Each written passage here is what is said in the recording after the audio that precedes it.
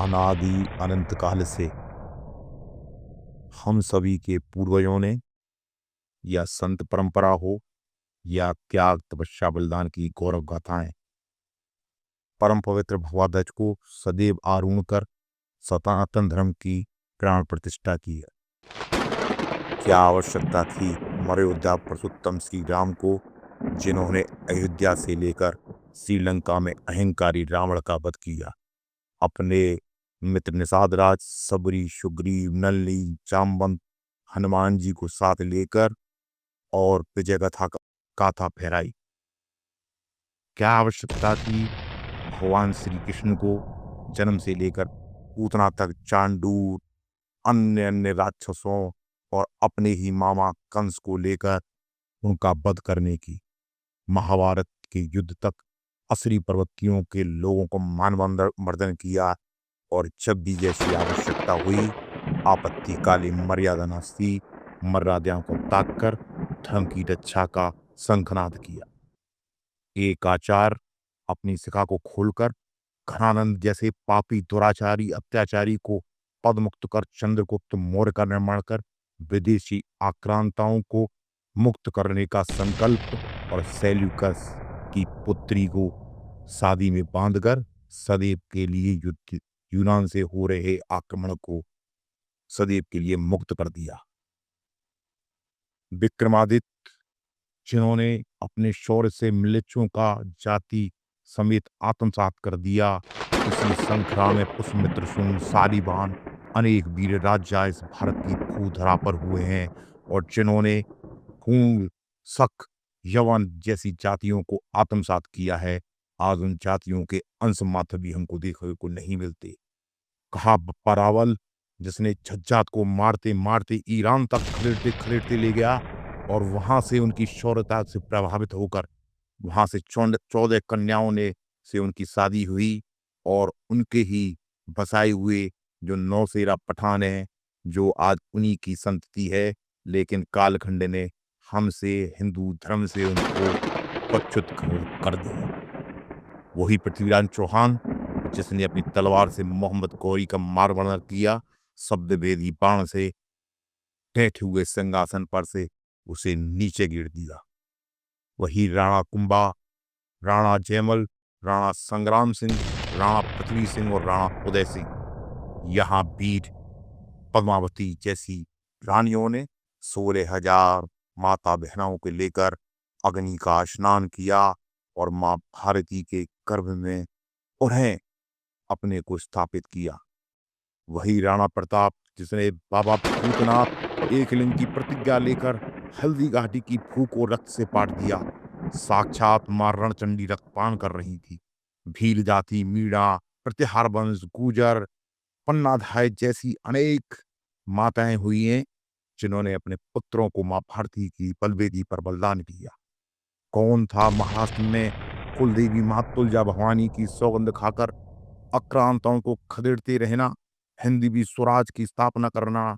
छत्रपति शिवाजी नहीं होते तो आज देश की जो भारत माता का जो नक्शा है, उसका वर्णन कुछ अलग होता। कहते हैं मथुरा में मस्जिद होती, काशी की कला जाती, सिवाना होते तो सुन्नत हम सभी की होती। वीर बुंदेलखंड के छत्रसाल और छत्रपति शिवाजी के वंशों में संभाजी, राजाराम, ताराबाई अनेक वर्ष तक महाराष्ट्र का प्रभुत्व रहा। दूसरी ओर पंजाब में गुरु गोविंद सिंह से लेकर तेग बहादुर, जिन्होंने अपने शीश को दे दिया लेकिन अपने धर्म को नहीं बदला। प्रतापी गुरु गोविंद सिंह के साहबजादे, जिन्होंने अपने राष्ट्र बलवेदी पर मां भारती की रक्षा के लिए नौछावर कर दिया।